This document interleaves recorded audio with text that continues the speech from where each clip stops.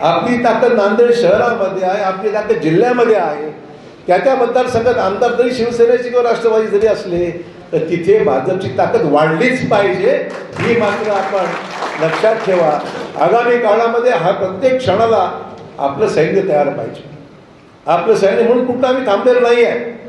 आम्ही घटक पक्षाच्या विरोधात कुठे बोलत नाही आहे, पण शेवटी आमचा पक्ष आहे ना. आमचा पक्ष आहे, आमचा पक्ष वाढवायचा आम्हाला पूर्ण अधिकार आहे. त्यात बिलकुल गैरमानाचं काहीच कारण नाही.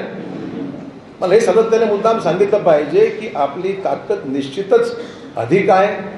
राज्यामध्ये प्रमुख, राज्याचे प्रमुख आपल्या पक्षाचे नेते आहेत, देशाचे पंतप्रधान आपल्या पक्षाचे पंतप्रधान आहेत. आणि म्हणून त्यांना मी फक्त काही भाजपपुरती म्हणायला ठेवत नाही, मुख्यमंत्र्याला किंवा प्रधानमंत्र्यांना. पण शेवटी आपला पक्ष वाढला तरच सर्व राहणार आहे. हा सर्वाधिक आमदार आपले आहेत म्हणून राज्यामध्ये मुख्यमंत्री आपला आहे. आमचं म्हणणं एवढंच आहे की आगामी काळामध्ये परिस्थिती जी काही निर्माण होईल त्या युद्धाला समोर जायची आपली तयारी राहिली पाहिजे, हे प्रमुख याचं उद्दिष्ट आहे. आणि म्हणून मला मुद्दाम सांगितलं पाहिजे की आपली तयारी सर्व फ्रंटवर, सर्व मतदारसंघात राहिली. याचा अर्थ आम्ही काय त्यांच्या विरोधात लढतो असं नाही आहे. आम्ही कोणाच्या विरोध लढतो असं नाही, घटक पक्षाच्या विरोध लढतो असं नाही आहे. माझं म्हणणं एवढंच आहे, आमचे कार्यकर्ते त्यांना वाटतं की साहेब काय होईल, आघाडी तुम्ही सोडून द्याल जागा, असं अजिबात काही ठरलेलं नाही. आणि तुम्ही जर म्हणलात तर स्वबळावर सुद्धा निवडणुका आम्ही लढू शकतो. हा निर्णय तुम्हाला घ्यायचा आहे.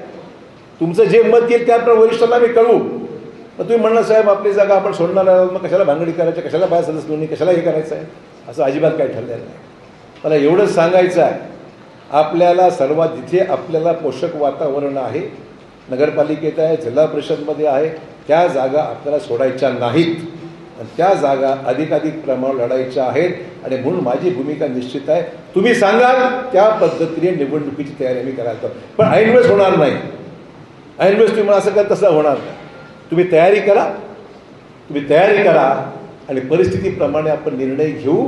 परंतु सर्व मतदारसंघामध्ये भाजपचा उमेदवार त्या ठिकाणी सर्वाधिक मताने निवडून आणण्याकरता जे जोडायचं असेल ते जोडण्याचं काम आपण केलं पाहिजे. बेरजेचं राजकारण आपल्याला करता आलं पाहिजे.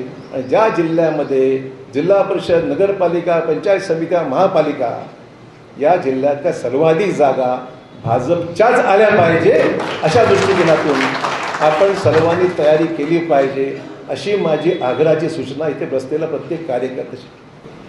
मला दाखवून द्यायचं की राज्यामध्ये मगाशी प्रवीण साले म्हणाले की म्हणजे भाजपचा बालेकिल्ला हा नांदेड जिल्हाच आगामी काळात राहणार आहे.